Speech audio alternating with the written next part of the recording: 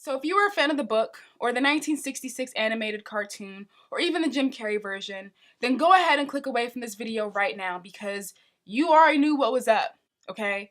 This video is for all of the people that actually wanted to see this movie or that actually liked this movie. Now don't get me wrong, I'm not saying that you can't have anticipated this movie, and I'm not saying that you can't have actually liked the movie, but I'm telling you, I didn't like it. Now, I grew up on all of those versions, okay? My mother read that huge, gigantic red book to me on more than one occasion. I own the 1966 animated cartoon version on VHS, but the Jim Carrey one is my favorite. Even though I still love the other versions, the Jim Carrey one is the one for me. Mostly because that is the one that I grew up on, but also because it's honestly just a really good movie. And so I was pretty shocked to find out, and this was pretty recently, like within this year, that people do not hold the Jim Carrey version to the same high regard that I do. Like, I'm really dumbfounded, even still to this day. Now, I will say that in preparation for this review, and also because I wanted to see the movie, I did decide to watch the Jim Carrey version recently. And I can say that after, hearing other people's thoughts on the movie and after looking at it through a more critical lens, that I can understand some of the opposition for the movie. But with all of that being said, it's still a really good movie. Am I saying that it's better than the original? Not necessarily, though, the Jim Carrey one is my favorite, so take that how you will. But I understand that, one of the defining elements to these Dr. Seuss stories, especially this one, is that they're really short and that they're really simple. And so to add in all of these other story elements to elongate it to an average movie runtime does kind of take away from the essence of the story. I get that. But I still think that the Jim Carrey version is a damn good rendition, and I'm telling you, if you're ever around me when I'm watching the movie, you might want to move to the other room because I'm going to be saying all of the lines. Now, knowing how much of a fan that I am of the Jim Carrey versions as well as the other versions, I really did try to give this movie a chance. Now, even though when I first heard that they were making this movie, I didn't want any parts of it because I just knew that it was going to be bad. When I knew that I was going to see this movie, I said, okay, I need to make sure that I am as fair and as objective as possible because I really do try to make sure that when I'm going into any movie that I do just that. But seeing as though these other versions were just so ingrained in me, it was pretty much next to impossible. Like, I couldn't not compare this new Grinch movie to the other versions, which I am a bit disappointed in, but at this point, it just is what it is. So, this new Grinch movie, I hated it. Okay, I said it already and I'm going to say it again. I hated it. This was the worst movie that I have seen this year, period, point blank, at least to my recollection at this point in time. Okay, I hated this movie. For one, the movie was boring as hell. I mean, my goodness. After a while, the movie is basically split into these two tales of the two characters, the Grinch and Cindy Lou, as they prepare their plans to either steal Christmas or trap Santa. And all of that basically happens in the middle of the movie, and that is the part where I honestly have no real recollection of because I pretty much tuned it out because I was just so bored by that point. Like, nothing was really happening. And I do think that this is where my own preference for the Jim Carrey version really shines through because I know that this didn't really take place in the book or in the 1966 version, but I really enjoyed the interactions between Cindy Lou Who and the Grinch. It really made for some classic scenes and lines. And so for this new Grinch movie to focus a good portion of their story on prep time, okay, not the actual plan, but prep time of the plan, and then on top of that, for there to be any real, fun interactions to kind of save all of that, it just didn't really work for me. So I think that the biggest thing that this movie has going against it is the fact that it just does not have a Grinch feel to me. I mean, looking at the actual Grinch character and the way in which he interacts with his dog or the ways in which he interacts with the Who population, I mean, he basically lives amongst them, which really doesn't make any sense because he's supposed to hate them, to even how when he does go down to Whoville, it's not necessarily to do anything Grinchy, he's just going down there to stack up on food after a period of binge eating. Like, to me, that character doesn't sound like a Grinch as much as it just sounds like a typical person in 2018. You know, a cynical, introverted loner who, if he went to therapy, would find out that he probably suffers from some underlying mental health issues, making everything finally make sense. And then, of course, on top of that, he just doesn't like to see people happy. You know, I think I pretty much summed up the human population in 2018 perfectly. But with all of that being said, I will say how interesting it was that the filmmakers really wanted to frame this movie by the times that we are currently in.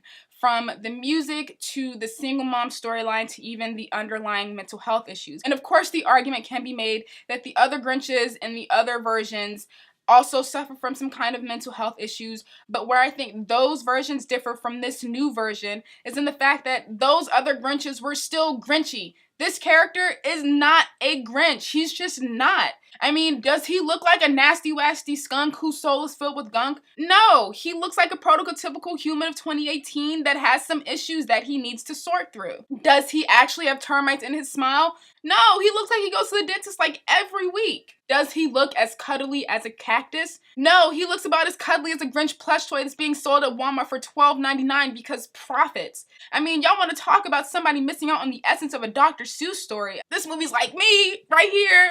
I can do that.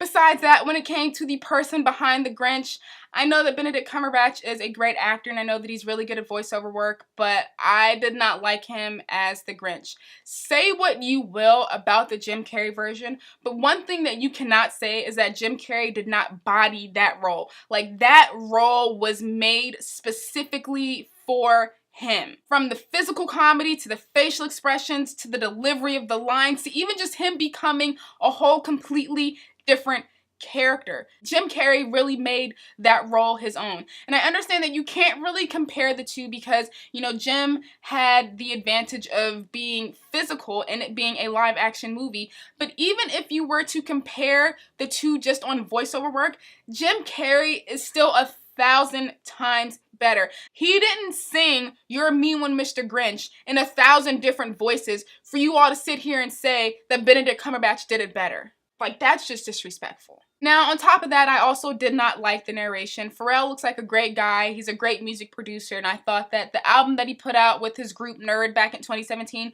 was one of the best albums of the year. But narrating Grinch movies, not really for him. You know, the one thing that I saw a lot of people criticizing the movie about, whether they actually did like it or didn't like it, is the fact that the movie is just too warm. And I think that the narration in this movie is the embodiment of that critique. It was just too soft and too warm for me. And I know that I'm probably sounding like a super Grinch at this point, but I mean, someone has to make up for the lack of Grinchness in this movie. If I have to be the bad guy, then so be it. I didn't like Kenan Thompson's character. I found him to be quite insufferable. I thought that Cindy Lou Who's friends had the potential to have potential, but seeing as though they basically showed up in the middle of the movie and I said that I pretty much tuned all of that out, I really have no thoughts, feelings, or care about them. I found the whole goat running gag scenes thing to be cute, but I also found it to be a bit lazy because I knew exactly what to expect whenever the goat showed up on screen. And for me, that kind of took all the fun out of it. And it also doesn't help that they showed the goat in the trailer, right? So you know exactly what to expect whenever he is on screen. He or she, or they, or whatever they want to be called. You know, I'm not going to place labels on the goat. But one of the things that makes a joke is its unexpectedness. And so if you are expecting the punchline of a joke, then it kind of takes all of the fun out of it. And that's basically what happened with me. I feel like if maybe they had actually expanded on the joke a little bit more and it wasn't just exactly what you see in the trailer, then maybe it would have worked. But overall, it was just, it fell flat for me. Really, I would say after the first time, it wasn't funny. The comedy itself in this movie just wasn't funny. And it's sad because I can tell that the writers probably thought that, like, oh yeah, like this goat scene is going to be the scene. This is going to have the people going wild. And I mean, it did, but that's pretty much the only part in the movie that I think actually got like some real genuine laughs out of people. I could be wrong, but again, this whole experience of watching this movie is really a blur and I really am just trying to like forget about all of it. So I thought that the animation was good. I do remember when I was sitting there watching the movie, especially in the beginning, thinking to myself, oh wow, this is a nice looking movie. But seeing as though this is an animated movie, I was expecting nothing short of great animation. I thought that the whole stealing of Christmas, that was a fun segment. I can say that that's something that I liked about the movie. But seeing as though that's basically the premise of the whole movie, again, I would expect for that whole segment or that whole sequence to be really good. And I do think that where this movie and the Jim Carrey movie have an advantage over the original cartoon, even though people do for some reason see this as being a disadvantage, is the fact that they elaborated more on the idea of Whoville. You know, I like that we got to dive even more into the details and the specifics of the world. You know, it was nice to see the Dr. Seuss world being actualized even more. With all that being said, overall, I mean, if you have kids, I guess, you know, go ahead and take them to see this movie. They'll like it. If you're an adult, this is probably going to be a hard watch for you. Me personally, like I said, didn't like it. To me, the movie just comes off as a bland, cash-grabbed version of The Grinch that I honestly want no parts of. So, yeah. Now, to a Mr. Karsten Runquist and anybody else out there that has something negative to say about the Jim Carrey version, I have some words for y'all.